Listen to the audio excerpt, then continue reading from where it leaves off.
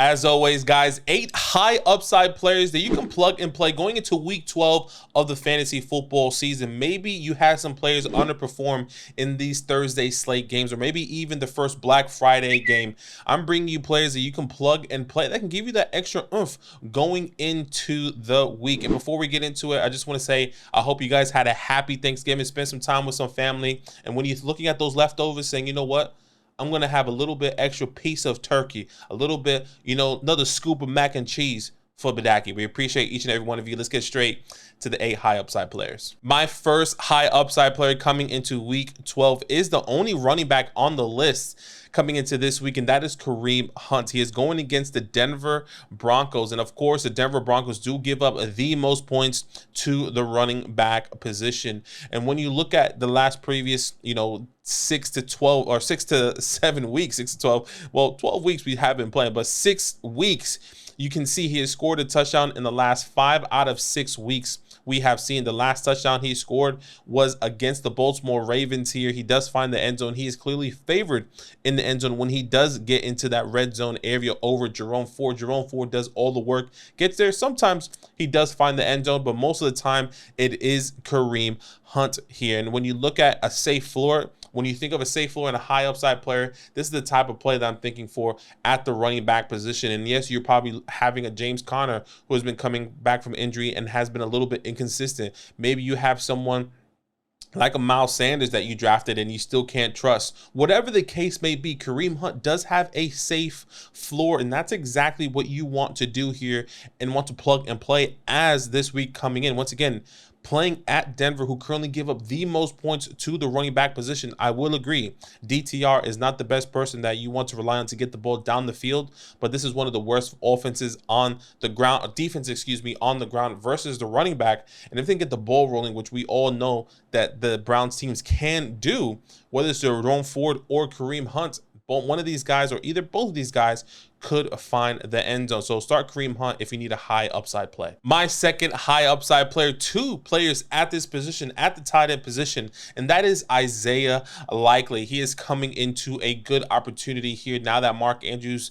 is not done for the season. There is hope that he could come up for the playoffs, but done for the fantasy season. We'll wait and see if Mark Andrews does come back. But look, we have seen a little bit of success with Isaiah Likely when Mark Andrews is out. Specifically last year in 2020, there was 2 games where Mark Andrews did miss, and we saw an uptick in Isaiah Likely's production and PPR points. You can see here on your screen the 2 games Isaiah Likely did play for Mark Andrews, 13.85 fantasy points he was seeing there. And look, not too many opportunities when you think of the tight end position, but that's okay. Only 4 receptions, 9 targets, averaging 9 targets in those 2 games. Obviously, it's a very small sample size, and we're going to be seeing a lot more of Isaiah Likely this year, and it's going to be very interesting to see, hey, this is what the future can look like without Mark Andrews here. But Isaiah Likely here, very talented out of Coastal Carolina here, a young tight end that going against the Los Angeles Chargers, who currently give up a lot of points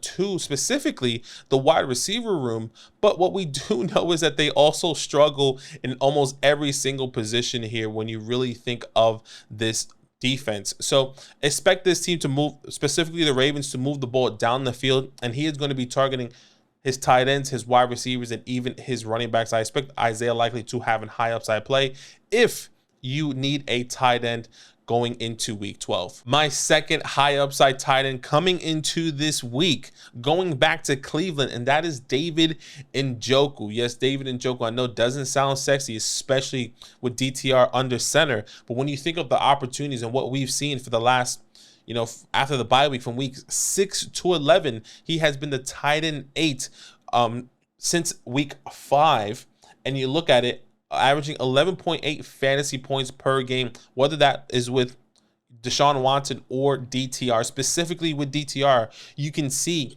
caught 7 out of 15 targets in week 11, over 12 fantasy points. He is DTR's safety blanket. DTR is not going to someone like an Amari Cooper. He's not going to an Elijah Moore. He's going in the middle of the field for someone like a David Njoku. And that's exactly what you want to see here coming into this week. I'm not expecting David Njoku to have a crazy high upside 20 plus fantasy points, but a good safety blanket for him. Once again, averaging 11.8 fantasy points here, whether it's with DTR or Deshaun Watson, that's exactly what I want to see here. And if you're struggling, maybe should I start Michael Mayer? Maybe should I start, K. Dalton? I know some of these names are a little bit deeper down, Kyle Pitts, Luke Musgraves. Now he's injured, but you get what I'm saying. If you are struggling at the tight end position, saying I'm not sure who to start, or I'm really struggling to plug and play somebody at the tight end position, David Njoku is somebody I'm happy to plug and play. If I am in need of a tight end, maybe you have a Dallas Goedert who is injured, right? David Njoku is somebody you can pick up and play. Well, I doubt he's rostered in 85% of sleeper leagues specifically, but if you do have him on your team, he is somebody you should plug and play with confidence with some high upside going into week 12. All right, going to my first wide receiver on this list and my next high upside player, a Giants legend, Odell Beckham Jr. This is something special is happening here. Listen, look, we've seen the last 3 games, week 9 to 11. He has been seeing some opportunities. 14 fantasy points in a touchdown, 11 fantasy points in a touchdown. Week 11, 15 fantasy points, seeing 4 out of 7 targets. He's seeing a good little burst of opportunity here in the last 3 weeks. And look, with Mark Andrews out, yes, I did say to bring Isaiah Likely, but maybe he goes and results into targeting OBJ a little bit. There is a caveat here. He is in question coming into this week, but he did practice in full on Friday, which is a good positive sign when you think of opportunities for OBJ. And for him to start coming into this week, I know Zay Flowers was also dealing with the injury, but he also practiced in full on Friday. I do expect both of these guys to play. If you need a good flex option, maybe you're not trusting in some of these players that have started. Maybe you need somebody that just gives you that little extra 12, 13, 14 fantasy points. OBJ could be that guy coming into this week. Why is that? Because the Los Angeles Chargers is terrible against the pass. They currently give up the 6th most fantasy points to the wide receiver position, and that's exactly what you want. When you look at schedule adjusted fantasy points allowed, the Los Angeles Chargers is top 6 in that category, and that is something that you want when you look into going into week 12. So OBJ, my next high upside play. My next high upside play going to New England.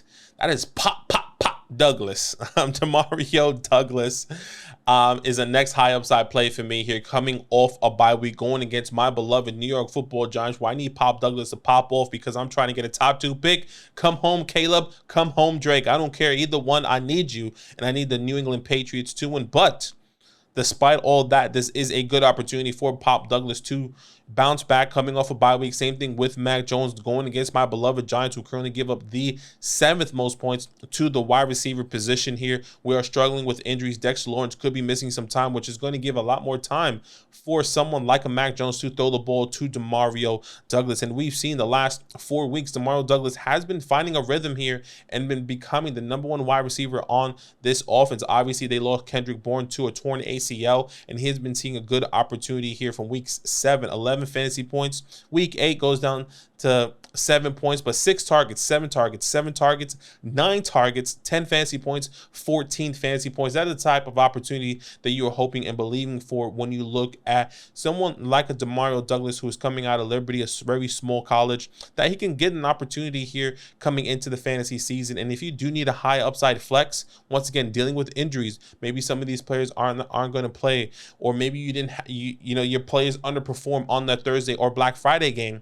That is something that you can plug and play, and that is Demario Pop Douglas if you need a high upside play. My next high upside play coming into this week is Chris Godwin, going against the Indianapolis Colts, who is currently a middle-of-the-pack defense, which has been struggling as we've seen all season, even though they don't give up the most points, but they do give up a decent amount of points to the wide receiver position. Yes, Mike Evans is #1 here, but when I think of this game, I actually think of a high-scoring game. I think of an opportunity where they're going to be scoring back and forth. Gardner Minshew has been slinging the ball, and so has Baker Mayfield, despite that terrible loss to San Francisco in Week 11. I think they're going to come back and bounce back and then give the great opportunities to Chris Godwin. A lot of teams still have been trying to hyper-focus on Mike Evans, and Chris Godwin still gives you a decent floor here. Last 2 games getting 9 fantasy points, not averaging, but getting 6 targets, 7 targets. So he's getting the opportunity, but those high upside opportunities does come when he finds the end zone. And you hope that when he gets into the red zone area, Chris Godwin could be that guy to find it here. So if you do need a safe floor with some high upside that anything can change in any play with Chris Godwin, that's exactly who I'm going to be plugging and playing going into week 12. Another high upside play at the wide receiver position is DeAndre Hopkins. Somebody going against the Carolina Panthers, who I still need to win, by the way. Carolina Panthers currently give up the second least amount of points to the wide receiver position, which, look, they have been pretty decent against the pass, but what I do know is that there's going to be so much opportunity for Will Levis and DeAndre Hopkins to get the ball rolling because this Panthers offense can't stay on the field.